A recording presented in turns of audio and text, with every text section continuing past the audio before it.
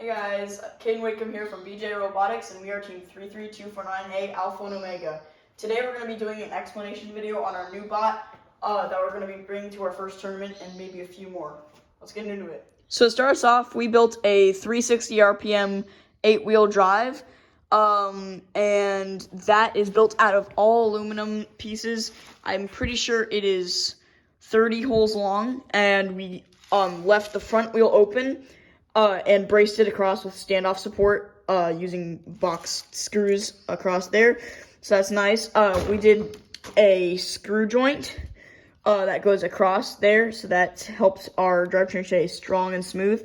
Let's see, what else do we have about? Oh yeah, we used for the back we used 3-hole high C-channel bracing for defense and playing hard.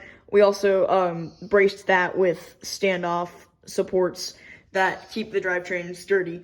On the bottom, we have just tiny L-channel bars underneath the intake ramp right there that keep the drivetrain from bending too much. And that's pretty much all for the drivetrain. Next, we have the intake, which we used four bars with box screws, basically like similar to a screw joint. And that helps it pivot very, very smoothly.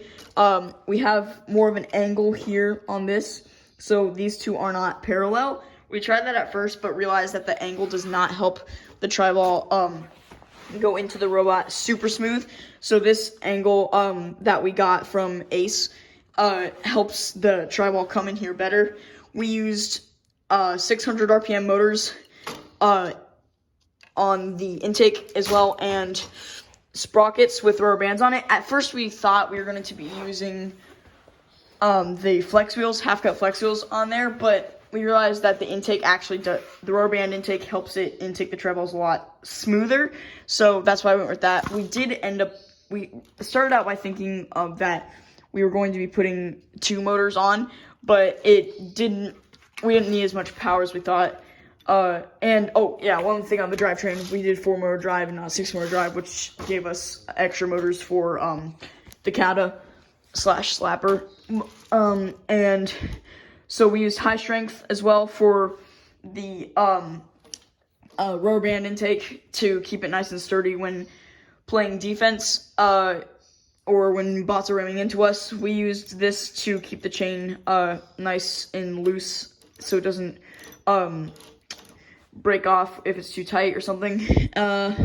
See, we used a smaller sprocket in the front and a larger sprocket in the back to just pull the intake. And also that's to keep it in 18 inches because we cut pretty close to 18 inches on the front, so we got like a finger width or a thumb width of space in the front.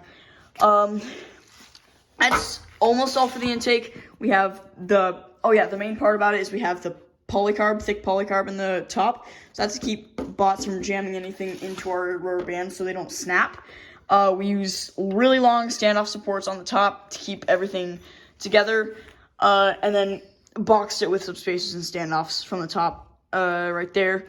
And then for the pivot points, we mostly actually used bearing flats, which that's pretty much what we used all of our pivot points on the 4 bars for. And yeah, that's pretty much all for the intake. Next we have our Kata / slapper. It was going to be a slapper at first, but it didn't quite slap as far across the field as we thought it was going to be. So we ended up using it as a catapult, which we will be doing for our first tournament. It works really well, actually. So we used 2 instead of putting standoffs all the way across here. We only used 2 so the intake could pull it in nice and easy. Also, so we didn't have to make this come down further. It has sweet pathway right through here. We did not put the bar cross exit C because we are not doing slapper. So, yep, that's a little bit about the scoop. We banded it. We tried doing original banding first, but we realized that this banding we like much better and provides a good path for the tri-balls to come in, and then gives it enough power to just throw it out over the barrier. For the stopper, the hard stop, we used standoffs all the way across here. I'm actually going to add another one right there to keep it from bending in anymore. But it actually keeps it from, when it comes up, from bouncing off. So it stays pretty solid and structural. I put some spacers in here to keep that from bending in and breaking it anymore. So that's something about the hard stop that we made so it didn't bounce off and get off the gear. Another thing is we use standoffs across here, as you can see, to keep those from bending inward or outward. Let's see what else. We have our slip gears here. Yeah, we have the double ratchet. That's the other thing. Thanks to LTC for recommending the putting extra nylocks on there so it's smooth. That's something that I should have caught, but I did not. So thank you to them. Pillow blocks. We did not have enough space to actually get this up here, because when this bar from the slapper actually rotates, it hits. I tried putting something up there and it actually hits. So that's something I wish we could have done, but we did not. But it's still very, very, very structural, and that's also why we have two, just in case one of them gets bent or breaks. But they have not yet, so we are doing well on that. We did use, that was pretty tight. We cut one hole off of a steel or aluminum metal sheet, and that actually provides more surface area on the gear, which catches in there really well. We used thin spacers on each of our ratchets as well, so it would actually get more surface area, so it wasn't as far out, and it would just grab into those teeth better. Let's see, what else do we have? We also decided to use the high-strength shaft couplers to keep the rubber bands from popping off when the cat fired. We used two 100 RPM motors on each side. Also, something that I forgot to mention was high-strength shafts on both to keep it nice and sturdy, because that will always help. Something else I wanted to mention is on all of our motors, we use hot swap, and so we zip tie large zip ties onto here, and then rubber band them on. So you can see that on here, all of our drivetrain motors down there. Let's see, for battery placement, we keep it right under the catapult. Pneumatics tanks are right here on the side. Anything else about that?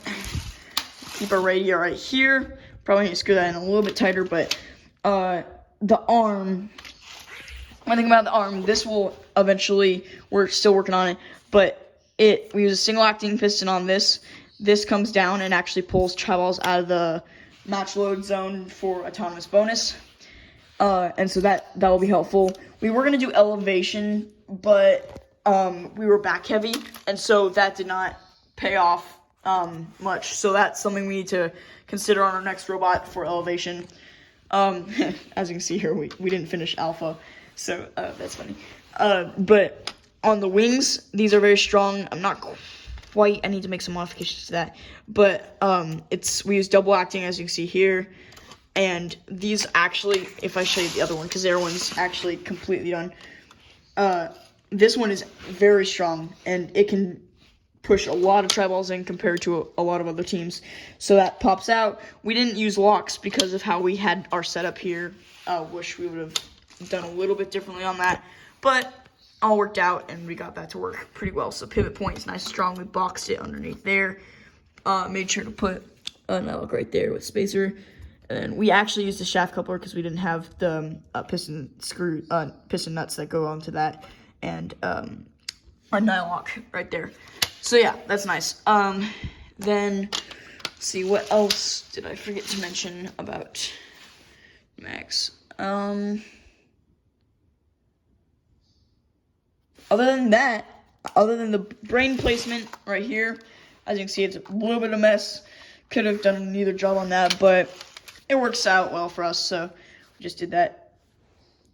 How we mounted our wings, we used bearing flats right here on top and bottom, boxed it all the way through with a long screw and then nylock on top. And then do that on this side as well. And that actually gives us a nice sturdy pivot point right there. That's pretty much it for our first tournament and beginning season bot. Thanks for watching.